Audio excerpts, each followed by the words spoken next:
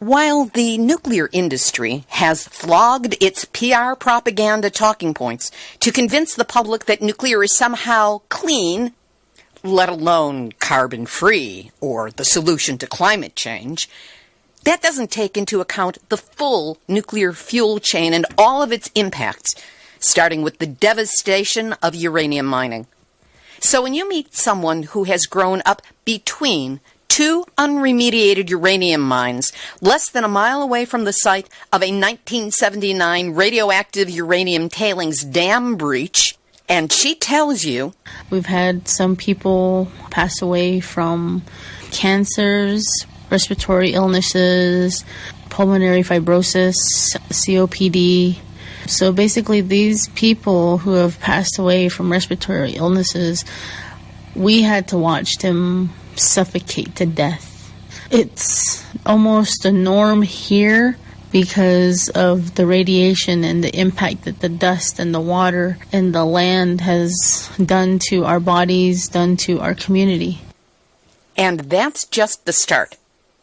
When you hear something like that from someone on the ground who has lived and is still living the nightmare, and the land and water have still not been cleaned up properly, you know that not only they, but you, are stuck in that radioactive seat that we all share. Nuclear hot seat, what are those people thinking?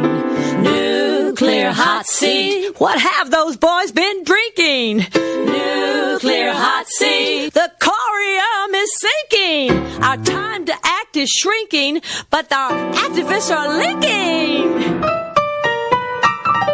Nuclear hot seat, it's the bomb.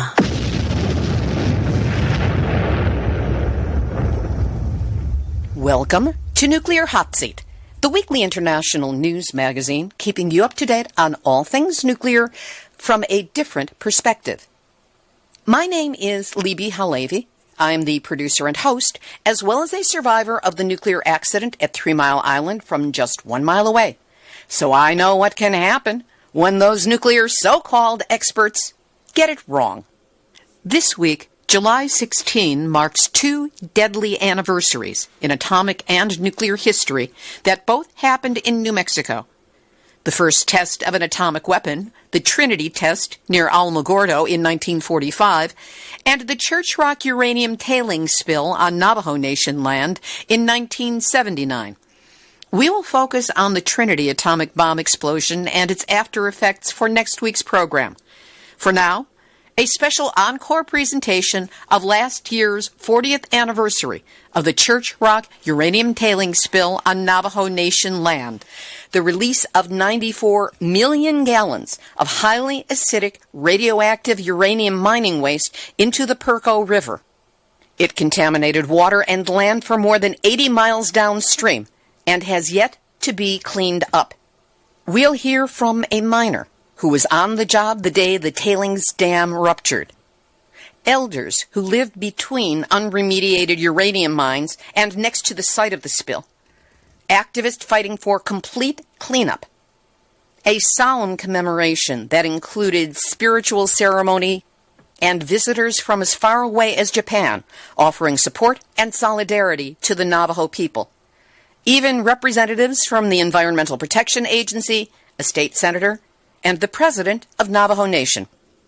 Today is Tuesday, July 14, 2020, and here is a special encore presentation of the 2019 40th anniversary of the Church Rock uranium tailings spill and contamination of land on Navajo Nation.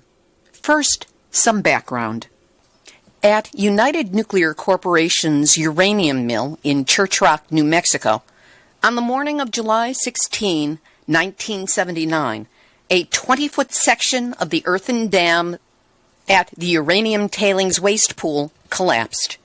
It released more than 94 million gallons of highly acidic water that contained 1,100 tons of radioactive uranium waste material.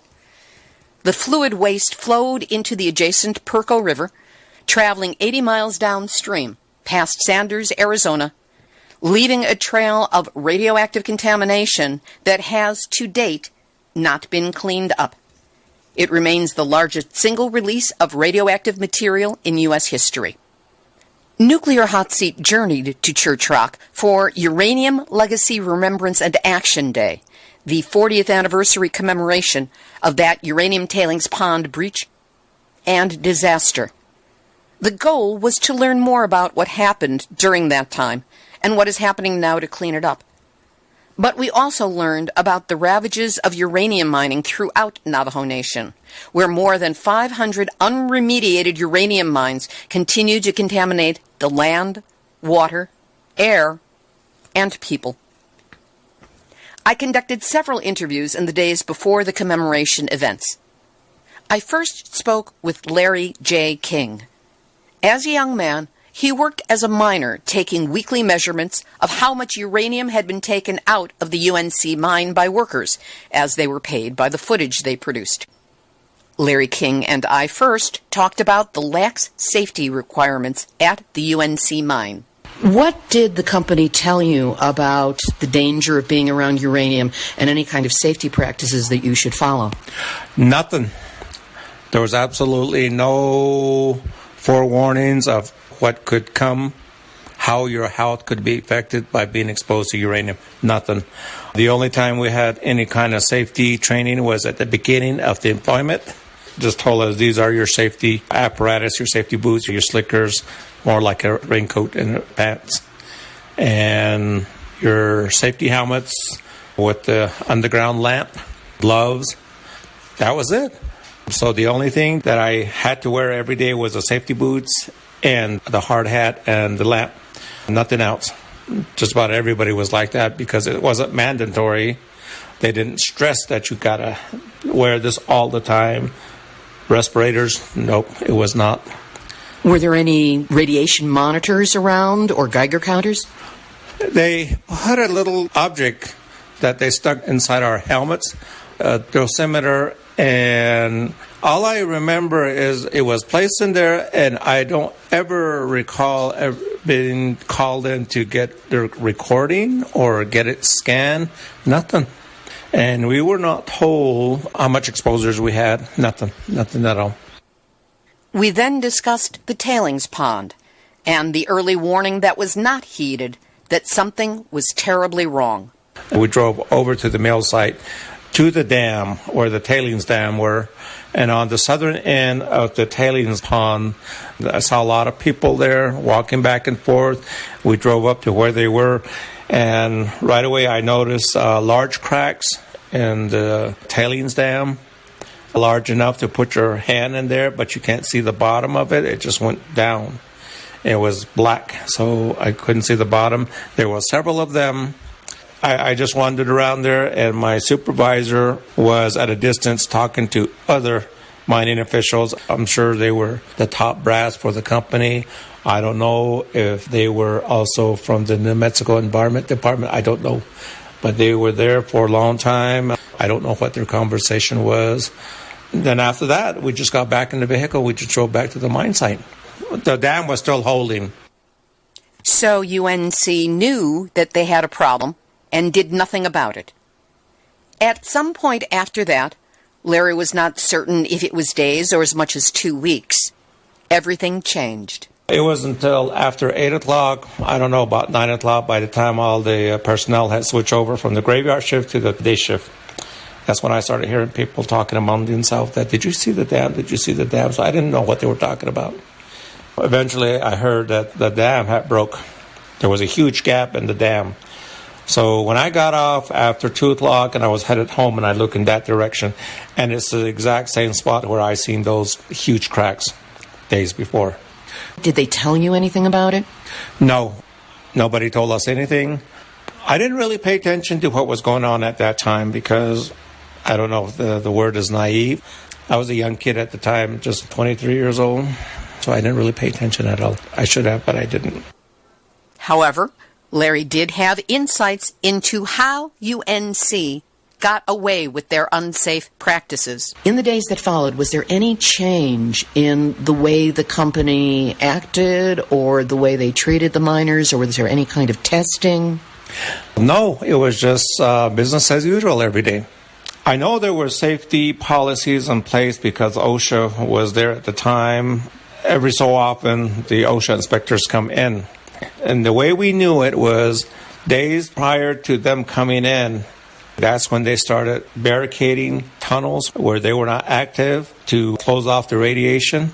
Vent bags with fans were extended up to about 20 feet to where the miners are working. So they fixed up everything. They were staging it. Yeah, they were staging it to make it look like the mine was in compliance with OSHA policies. So we knew the inspectors were coming in. And sure enough, the next day they'd be wandering around. And I'm sure the mine got a passing grade. And within days, all those barricades that were put up, they came down. Larry J. King. People in the local community heard about the dam break and spill, but had no idea what it meant to them. Jackie Bell lives in Redwater Pond Road Community and is a member of their community association's executive committee. In her own words, she was just a kid when the Tailings Pond Dam spilled into the Perco River. The first time I heard about it is from my mom that the dam broke. At that time, we were clueless. We didn't know the uranium was that toxic. At that time, we don't know how dangerous it is. We saw these people running around trying to clean up the spill, trying to cover where it came out with bulldozer, putting sand there. A week later, we noticed workers dressed up in white all the way down the river. Those were mine cleanup workers in full hazmat. But neither Jackie's mother nor anyone else in the Redwater Pond Road community were given any warning of how serious the problem actually was. We didn't evacuate. They didn't tell us to evacuate. They didn't say anything to us. Jackie Bell of Redwater Pond Road Community. Edith Hood grew up in the Redwater Pond Road Community, land which eventually had her living between two uranium mines and just down the road from the 1979 pond spill.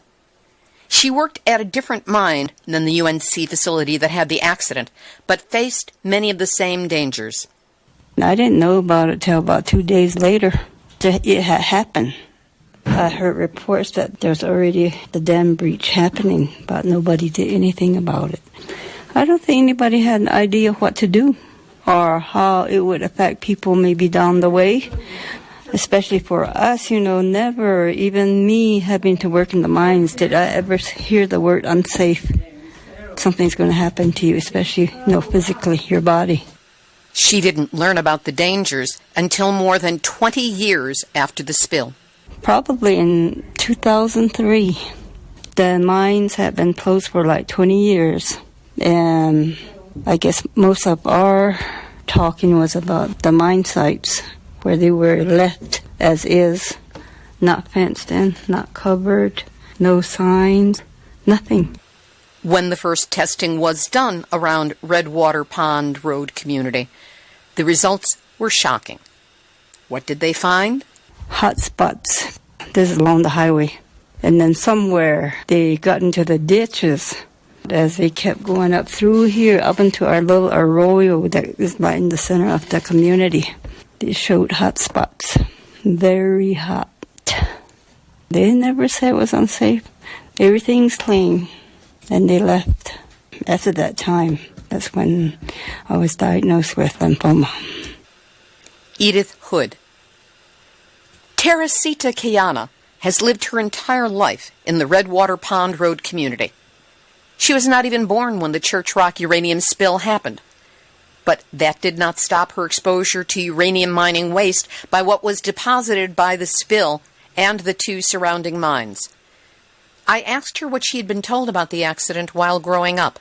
Nothing. I wasn't aware of it. I didn't know much about it. As a child, I played in these abandoned uranium mills and mining areas, and my grandmother owned sheep, So sometimes I had to herd the sheep or get the sheep when they got onto the mining areas, the milling areas, and there was no fencing up. And so I just walked right in, got our sheep, came back through, got them back at home. Nobody ever said, you don't go in these areas, that's dangerous, nothing like that. The first visible signs of impact from the spill came from the livestock.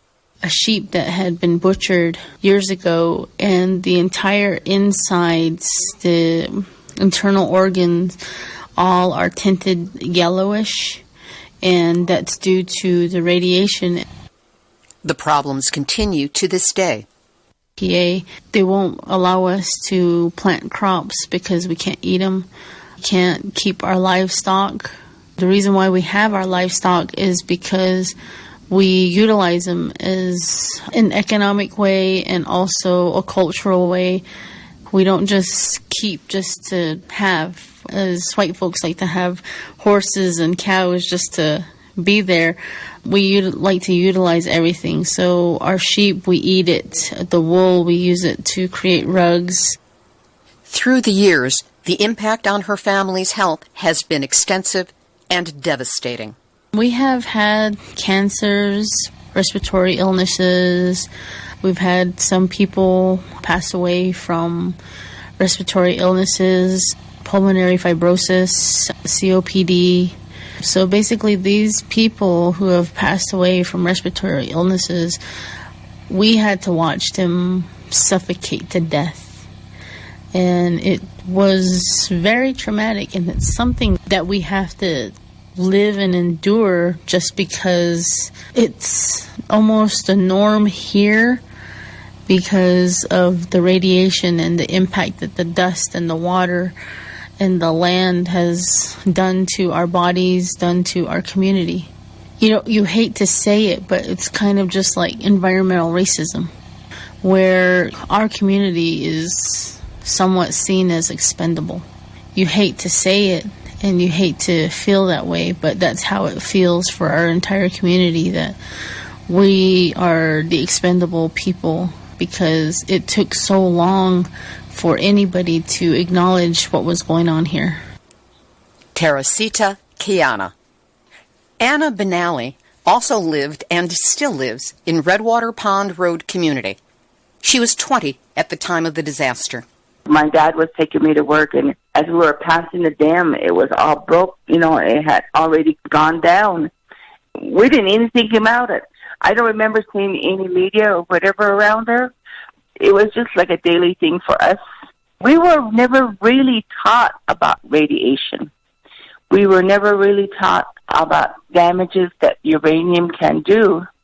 So with us, you know, it was just water, muddy water going down the road. But little did we know, you know, it was highly contaminated and the risk of health that was going to occur. Anna Benally also had harsh words for Navajo Nation's response. You did say that the Navajo tribe did not try to find out about what had happened with the water? I don't think they ever really knew what they were working with or how bad the toxic or how bad uranium was going to be. Even to this day, I believe that the Navajo tribe doesn't want to take the responsibility of helping people out on the reservation because we have over 500 abandoned mines on the reservation, and when you try to bring it to their attention, they put their ears on mute. They don't have to hear the tragic stories that we have gone through. And I believe each and every one of us on the Navajo reservation have gone through this tragedy of losing someone close, friends, relatives, to cancer, and respiratory, renal failures, liver failures, newborns, babies. And if you get into positive radiation contamination, you carry that gene with you forever and ever.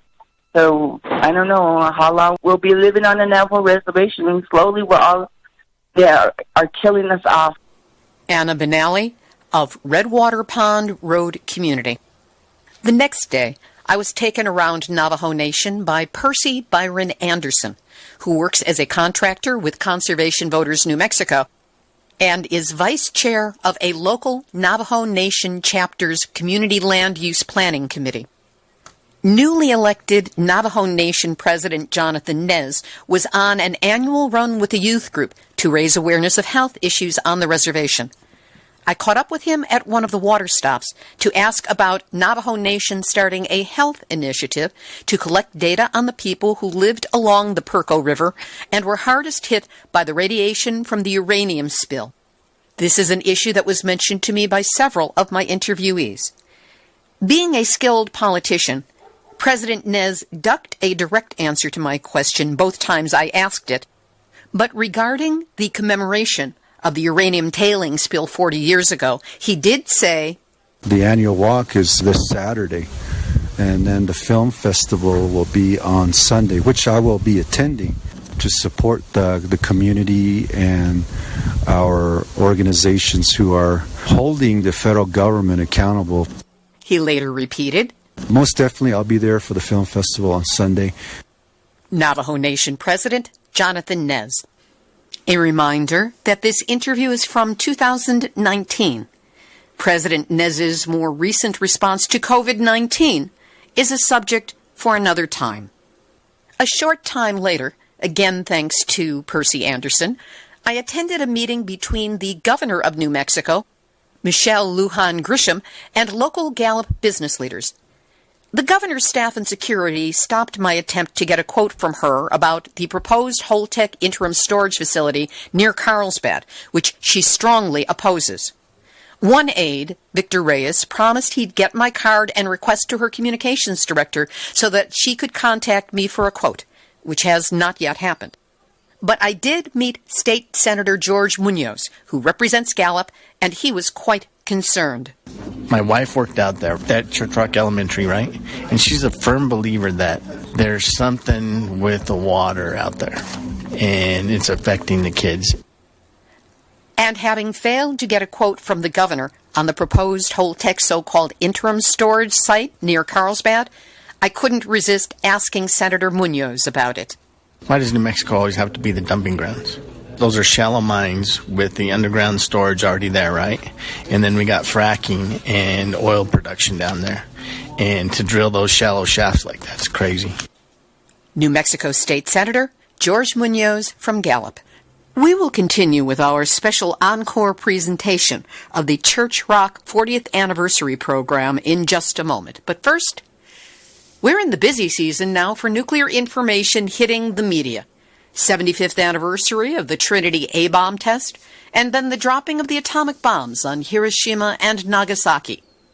Fasten your seatbelts, because the orgy of American self-congratulations is about to hit. Voices for peace and against nuclear in all its many forms tend to get drowned out by the industry's well-financed PR machine, which has been planning and testing its 75th anniversary talking points for more than a year. They are counting on reporters being undereducated on the finer points of nuclear opposition and on financially stressed news organizations picking up their slick pro-nuclear articles, videos, and the like without a critical thought as to content. That is why you need Nuclear Hotseat, to cut through all the pro-nuke propaganda that's about to swamp the mainstream media. For more than 9 years, week after week, Nuclear Hotseat provides a different perspective on nuclear, one that contradicts the deadly triple drumbeat of nuclear war, nuclear reactors, and a cavalier attitude towards radioactive waste. Would that we here at Nuclear Hotseat had a nuclear industry-sized budget to fund the work, but this program gets by every month on what nuclear lobbyists probably spend on a single business lunch. That's why we need your help, especially in these COVID times. We make it easy to donate. Just go to nuclearhotseat.com and click on the big red donate button. That's where you can now make a donation of any size and easily set it up as a monthly recurring donation. As little as $5 a month, the same as a cup of coffee here in the States, is the lifeline that will keep us going. So please, do what you can, and know that however much you can help, I'm deeply grateful that you are listening and that you care. And now back to this special encore presentation of the Church Rock Uranium Tailings Spill 40th Anniversary Program. On Saturday, July 13, the 40th Anniversary commemoration of the Church Rock Uranium Tailings Spill started at 6:30 in the morning. We gathered in the large community arbor meeting space of the Redwater Pond Road Community. Local community members, as well as those from around the country and supporters from around the world. We began with a traditional Navajo prayer ceremony to bless the land, the water, the air, and the participants of the commemoration.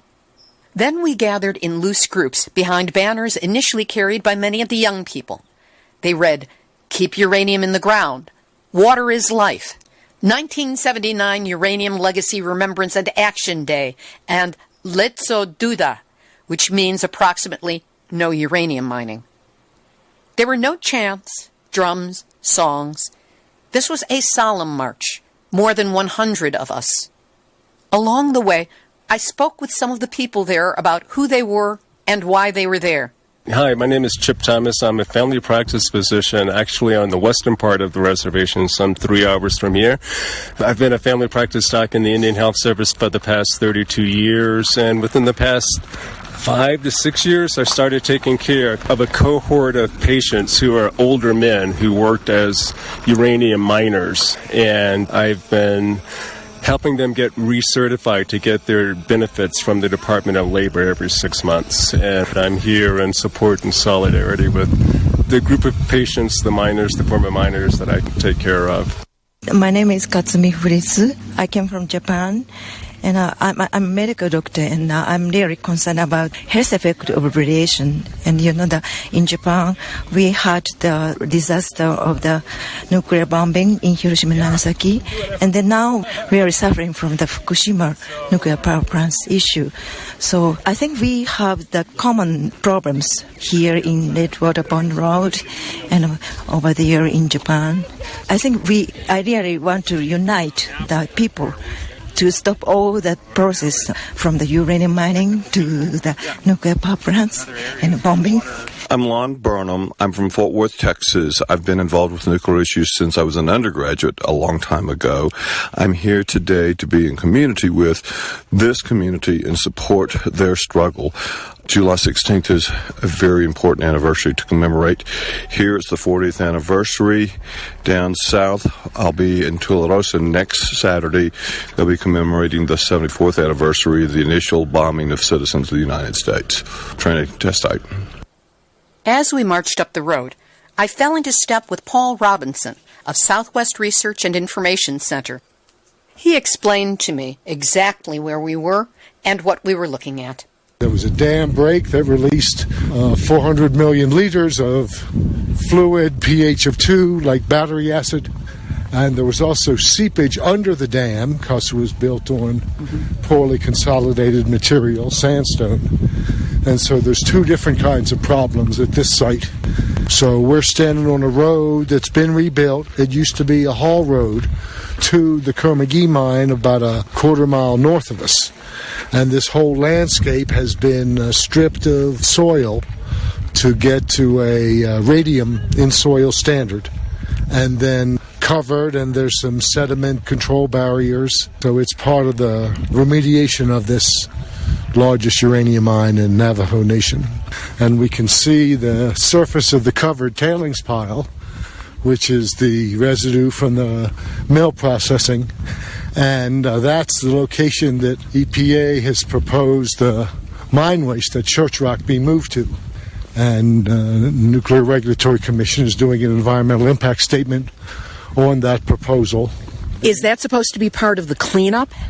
Yes. The relocation of mine waste to the mill site is considered cleanup of the mine waste site and consolidating waste at the tailings site. We'll hear more on this from Southwest Research and Information Center's Paul Robinson in a moment. When we reached our gathering place, it was shockingly close to where we had started from. I doubt it was as much as a mile away. We gathered on a hill overlooking the site of the 1979 Church Rock uranium tailings pond spill. But without our guides to tell us it was there, no one could know. There was no 3 Mile Island-style cast metal signs posted that explained the disaster, even marking that it had happened. So the marchers had to do it themselves and attached their signs to the flimsy fence that was all that separated us from the mine site. Then Larry J. King, serving as MC, began explaining the disaster, where he was and what he experienced, much of what we've covered in our interview. Then Chris Shuey of Southwest Research and Information Center, special guest on Nuclear Hotseat number 421 from 2 weeks ago, who discussed the health effects of the Church Rock disaster. Chris addressed the crowd on existing problems on the site and how United Nuclear Corporation got away with building a less-than-safe uranium tailings pond. UNC acquired this Section 2 from the state of New Mexico by purchasing it back in 1969 for $29,000. So they made this a piece of private land, and they proposed to build the mill over here and the tailings pile over there. And that was before the effective date of the state's groundwater rules, and so they didn't have to put any kind of underliners under the ponds. It was a bad site. People like Larry and others photographed cracks in the dam shortly after it began operating in 77. Under state engineer rules, you're not supposed to fill the pond nearer than 5 feet from the top of the dam, and they were filling it to 2 feet. It was significant operating error because they were filling it too full. They were not paying attention to the cracks even though they photographed them, and a catastrophic accident happened as a result. This facility would not have been approved, at least theoretically, if the state had waited about 3 to 4 weeks to approve the license, because then they would have had to comply with the groundwater regulations of the state. And the groundwater regulations may have led the state to conclude that it was a site that was not suitable for the long-term storage and management of uranium mill tailings. It's about 3.5 million tons of tailings. It's a Superfund site designated by EPA back in '83. It remains the largest spill of radioactive waste by volume in U.S. history, and it's going to be the final resting place for another 1 million cubic yards, at least, of mine waste that are on the other side of the mesa at the Northeast Church Rock mine. Chris Shuey of Southwest Research and Information Center. 2 representatives of Navajo Nation EPA were on the march, including Executive Director Oliver Whaley, who was pushing a baby stroller uphill as we spoke. But the real surprise was that Sean Hogan of U.S. EPA Region 9 out of San Francisco flew in to take part in the march and the Day of Remembrance. Where does the cleanup stand? So there's 2 projects that we're adjacent to here. The first one is the Northeast Church Rock site, which is mine waste that we currently have a cleanup plan developed for. We have a design completed for, and presently it's with the Nuclear Regulatory Committee, NRC, for a review of that cleanup plan. It's an environmental impact statement they're doing presently. Hopefully it's going to be about 2 years for them to finish that. And then we have to do another agreement with a responsible company, General Electric, to have the official enforcement document for them to then do the cleanup. So everything's underway. It's just there's a few steps involved. Now, it sounded like from what you said that it's going to be 2 years of the environmental impact statement being reviewed before it's approved. Hopefully it gets approved. And is it going to be only then that the actual physical cleanup starts? That's correct. That comes after the NRC completes their review. And if they decide that it needs changes? Well, then we'll revisit the design and make changes if they find it's necessary. Hopefully that's not the case, but yes. The design was a very rigorous process. NRC, Nuclear Regulatory Commission, was involved in the design process, as was Department of Energy, as was General Electric, as was this community. They were very much involved. So we feel confident that the design we've come up with is very robust and will hold up to the review, but appreciate that the steps that they're taking, because in the end we want everybody to feel super confident that that the cleanup plan that we implement is going to be in place and solid for over 1,000 years. Sean Hogan of U.S. EPA Region 9 out of San Francisco. But many Navajo Nation and Redwater Pond Community members were critical of the cleanup, let alone the pace at which it is proceeding. Terracita Keyanna, Jonathan Nez, and Jackie Bell. We're trying to advocate for faster cleanup. We're trying to get EPA to try to get it going. It seems like they delay always. They always come up with excuses for our cleanup. There still needs a lot to be cleaned up. The government's taking their time trying to clean it up. Clean up the mine faster. It seems like it's taking its time, and it's almost 40 years now. Paul Robinson of Southwest Research and Information Center was critical of the design of the tailings facility. Note that he's talking about this new facility, not the one that breached 40 years ago. The tailings facility doesn't have the liner or tailings containment engineering or construction design elements that would be normal in a uranium mill tailings dam that would meet Nuclear Regulatory Commission criteria in the U.S. or the emerging tailings dam criteria being adopted internationally as a result of the various recent tailings dam spills in British Columbia, Brazil, and other places.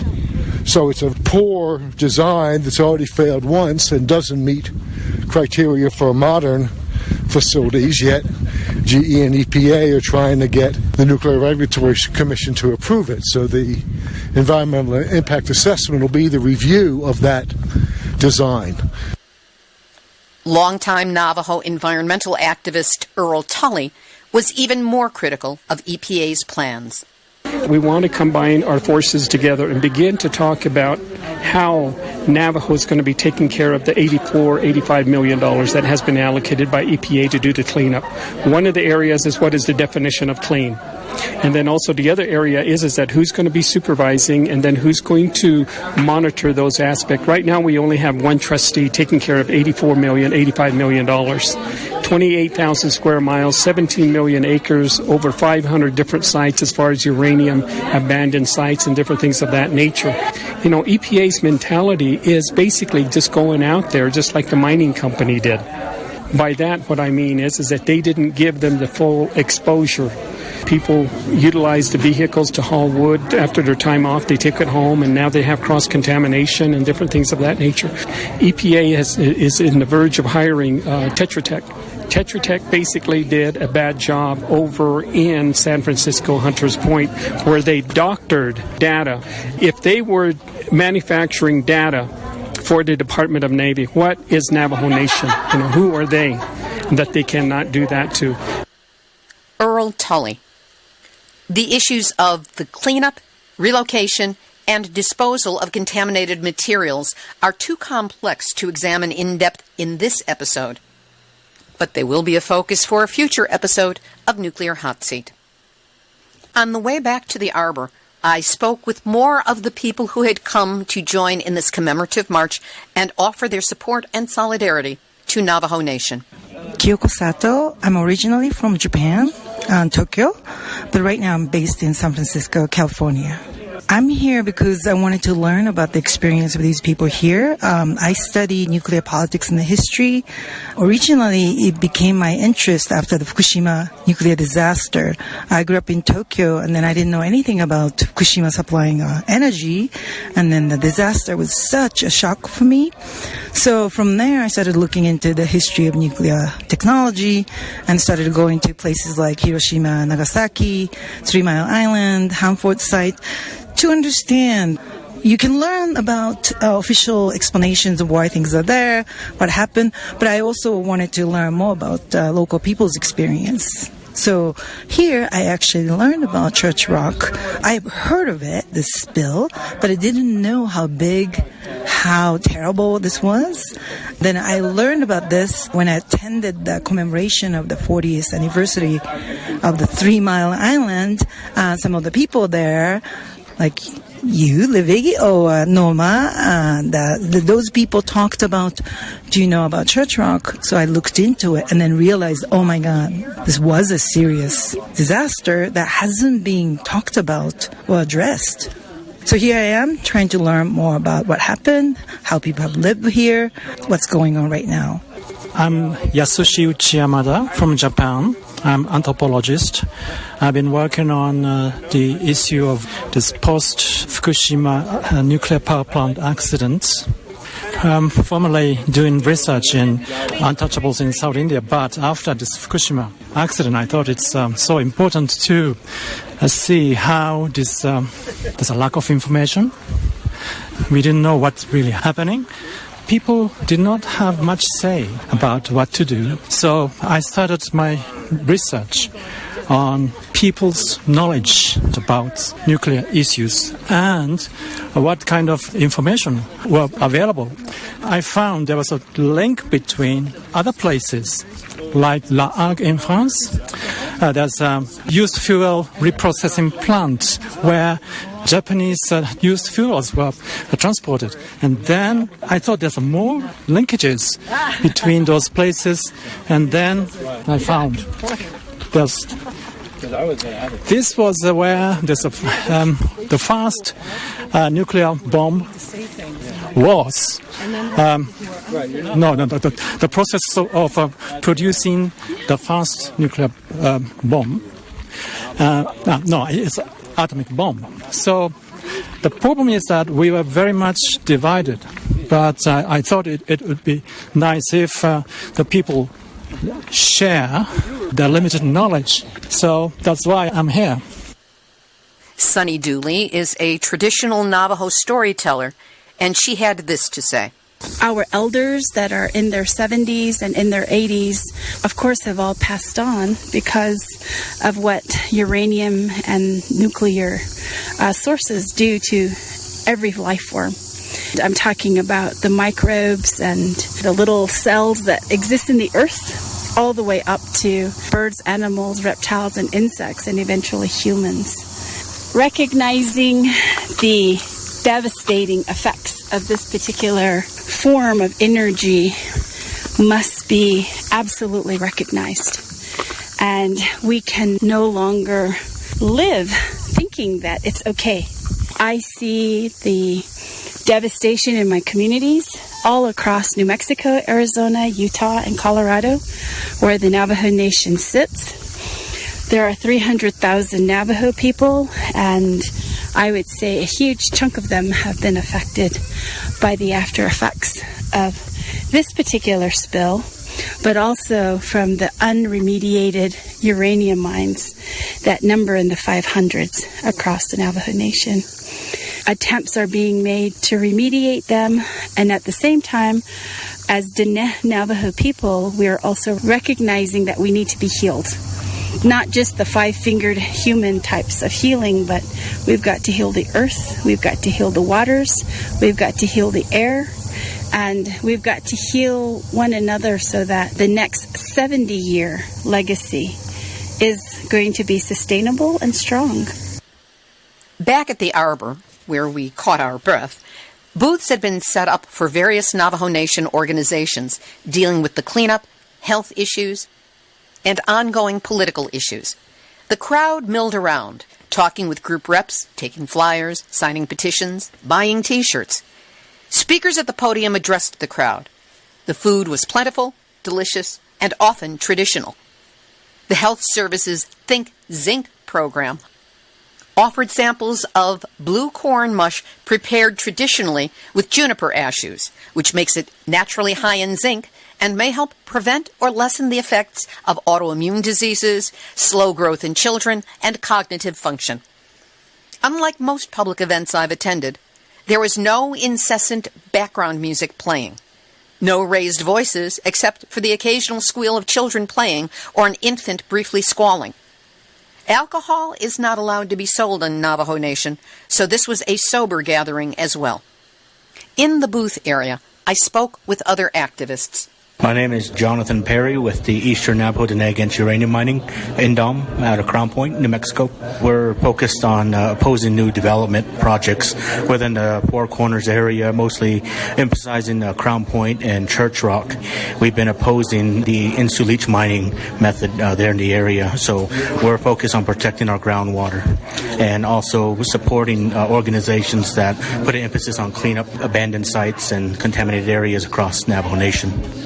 Right now, the greatest risk in terms of opposing new mining is the misunderstanding that nuclear energy is green energy, the misunderstanding that nuclear energy is safe, because uranium mining is the front end, and so communities like Crown Point and Church Rock end up with the projects being developed within their areas, and we end up having to deal with contaminated sites, contaminated water, and a lot of health issues as well. And so that's a driving force behind INDOM and why we're opposing not only uranium mining, but the entire nuclear fuel chain. I'm here from Atlanta, Georgia. I learned about this through Nuclear Watch South, an organization in the southeast, headquartered in Atlanta, that is working against the new Vogtle nuclear power plant, and through them I learned about this whole event. People are sick and tired of being sick and tired. In that context, that recently, as much as 2 weeks ago, we buried somebody that had cancer. And it just almost seems like it's a common thread now.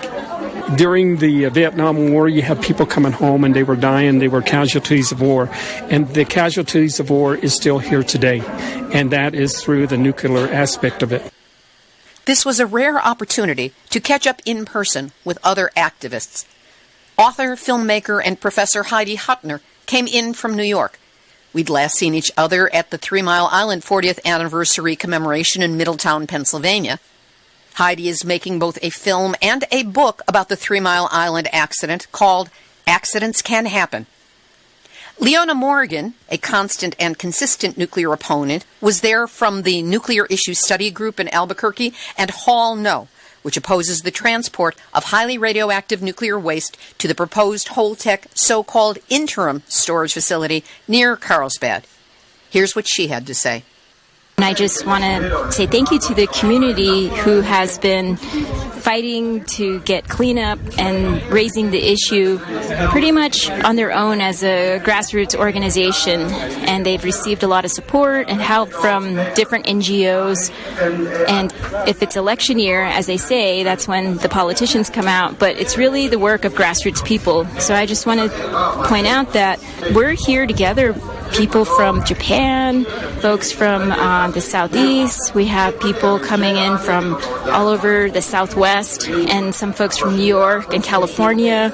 And I know there's people all over the world that are also in solidarity with us. And I think it's important for folks to remember that New Mexico really is ground zero for the nuclear industry, from the Trinity site explosion that happened on July 16, 1945, to the spill that happened on July 16, 1979. And right now, the biggest fight we have is stopping the proposed temporary storage of high-level radioactive waste in New Mexico. And so I would just ask folks who live near reactors in the United States to talk to their officials about figuring out what to do with the waste and keeping it as close as possible to where the waste was generated for as long as possible until we find a viable solution permanently for what to do with this stuff. It should not go across the country on railroads, exposing everyone in between point A and point B. And we do not want it in New Mexico. It's not because it's our backyard, it's because it's our Mother Earth. And we want to protect our Mother Earth as well as our future generations. Leona Morgan.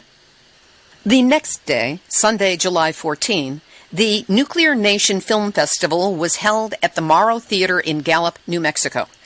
The festival was the brainchild of journalist Mervyn Tilden. What was it that made you want to put together the film festival? One of the things that drove me to do this was the fact that I've been very active in the issues with this particular site, but also it's been a very good time to educate the communities that surround the site, but going all the way to the international level. And that really involves putting the word out, having public events like the film festival. We had a very good one as well on Earth Day, and we intend to continue this type of public education to let people know what's happening, to let people know what they can do to help, but also to keep the governments involved, the United States government, the state of New Mexico, the Navajo Nation, the city, county, all of them, to keep them aware that we are still here waiting on a correct and humanitarian response from them to come down and fulfill their trust responsibility as representative government entities. The festival featured 6 films: The Return of Navajo Boy, with an epilogue, Tale of a Toxic Nation, From Radioactive Mines to Radioactive Methods, from the Sierra Club, Too Precious to Mine, about the watershed area around the Grand Canyon, Redwater Pond, Grandmother and Grandchildren, and 7th Southwest Uranium Summit. Between the films, Mervyn offered further information, context, and a way for people to get involved in the issues. His goal was to create an educational environment. So was it educational? Here's what some of the attendees discovered. James Sweeney. One of the most impactful things that I've seen so far was the information about the Gulf War. That was something I really didn't know about, was the use of really nuclear weapons in the Gulf War and what they called depleted uranium, and the impact not only on coalition soldiers that fought, but also on the native populations, and how they got rid of the materials and just buried them in the desert with no measurement as to how that might be affecting people over there. That was very impactful to me. That's the thing I think I remember the most, because I knew nothing about it and I thought it was rather shocking. Scott Neidham from Gallup, New Mexico. A few things were new to me about this. A is that people have been talking about this for a long time. It's been going before the United States government, but yet what's really kind of surprising is the ongoing nature of it, that it's still happening. I knew of 1 or 2 kind of regional mines that needed to be reclaimed, but I didn't understand that there was 500 mines, and I didn't understand the blatant disregard for the outcome. This really kind of paints a picture that's definitely much harder to accept and live with. My name is Nancy Hoover, and I live in Maryland. I worked for the National Cancer Institute in Washington, D.C. years and years ago on the acute leukemia floor. 100% death rate. You know, what we knew about uranium was that you were going to get some kind of a blood cancer. I'm very surprised here to find out all the different kinds of cancers and autoimmune diseases that you can get from there. That's what I learned today, and I feel horrific. I mean, I was unaware that this was such a big problem. And as far as I know, the cleanup is monumental. I mean, it's not just a little bit, let's dam something off. You have to put the stuff in lead to get it to really not radiate anymore. And the more it radiates, the more it causes cancers. We will have links up to all of the available films on our website, nuclearhotseat.com, under this episode, number 423. By the way, President Nez neither attended the Nuclear Nation film series, nor did he send word that he was going to be absent. When the 2 days of commemoration were over, I realized that in all the talks I had not encountered what I, as a white woman, serial activist, and recovery addict, would expect to hear: rage. I asked journalist Mervyn Tilden about the lack of expressed anger during the commemoration events. You can't necessarily identify it as rage because it's more tied into who we are as a people. The land is our identity. As the Net people, we are the Earth's surface people. And it's not necessarily a rage that we feel, but a deep inside, compelling interest that we have to protect our Mother Earth, to protect the water, protect the air, to make sure these things are intact, to make sure that the cleanup happens so that the land is restored for future generations. The rage that, if anything, could come out of anyone, you're looking at the rage right here. I'm the one that would speak my mind. My elders, being so respectful that they are, have pretty much withheld that. But I'm free. I've been given free rein to speak my mind, and which I do because of my understanding of the English language. And as a student of law, I know what is involved with every aspect of the whole process from the time of the spill to right now. And it is my concern that allows me to speak that rage, as it were, directed at the proper people who are sitting there doing absolutely nothing. And I can say it's not just the United States government. It's the departments that are involved, the state of New Mexico, the county. But most importantly, I'm the one to go and speak this to my Navajo leaders. And I can talk this way because I am a Navajo citizen as well as a United States citizen. And it's that impetus that I can say, this is what you're responsible for. My people are waiting for an answer, and you have that responsibility. Journalist Mervyn Tilden. The one other person I asked about rage was Edith Hood. She simply said, "That's private," and looked away. Here's today's final thought. I have many thoughts after this trip to Church Rock, but here's the primary one. Uranium mining is just the start of the nuclear fuel chain. The end of it is nuclear weapons and an eternity of deadly radioactive waste from nuclear reactors. When concerned citizens talk about nuclear issues and mention the horrors of Hiroshima, Nagasaki, 3 Mile Island, Chernobyl, or Fukushima, we must add to this dishonor roll Church Rock. What happened and is still happening to the people of Navajo Nation represents everything you do not want to happen in your community, state, country, planet. That's why we need to unite to stop nuclear in all its forms. Because it's no exaggeration to say that the future of life itself is what's at stake. This has been Nuclear Hot Seat for Tuesday, July 14, 2020. A reminder that next week we'll look at the other end of the nuclear fuel chain, the atomic bomb, from the perspective of its first test, Trinity, in New Mexico on July 16, 1945. My thanks and gratitude for making my trip to Window Rock possible go to Anna Rondon, Susan Gordon, B. Sargent. Further thanks to the organizers, marchers, and all of those who shared so openly and honestly with me. I have many hours of recorded interviews that there was not time to get on this show, but please understand that every conversation I had enriched my understanding, and I am grateful to you all. If you'd like to get Nuclear Hot Seat delivered via email every week, it's easy. Just go to nuclearhotseat.com, scroll down for the yellow opt-in box, and sign up for a weekly email link to the latest show. If you have a story lead, a hot tip, or a suggestion of someone to interview, send an email to info@nuclearhotseat.com. This is Libby Halevi of Heartistry Communications, the heart of the art of communicating, reminding you that the only good place for uranium is to leave it in the ground. There you go. You have just had your nuclear wake-up call. So do not go back to sleep, because we are all in the nuclear hot seat. Nuclear hot seat. What are those people thinking?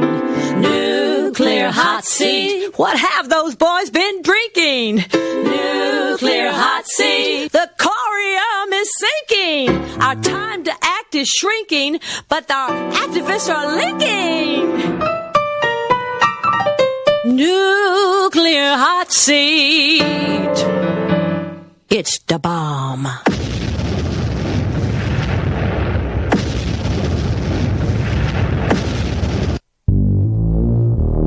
Question everything. Intelligent radio for intelligent people. UCY.TV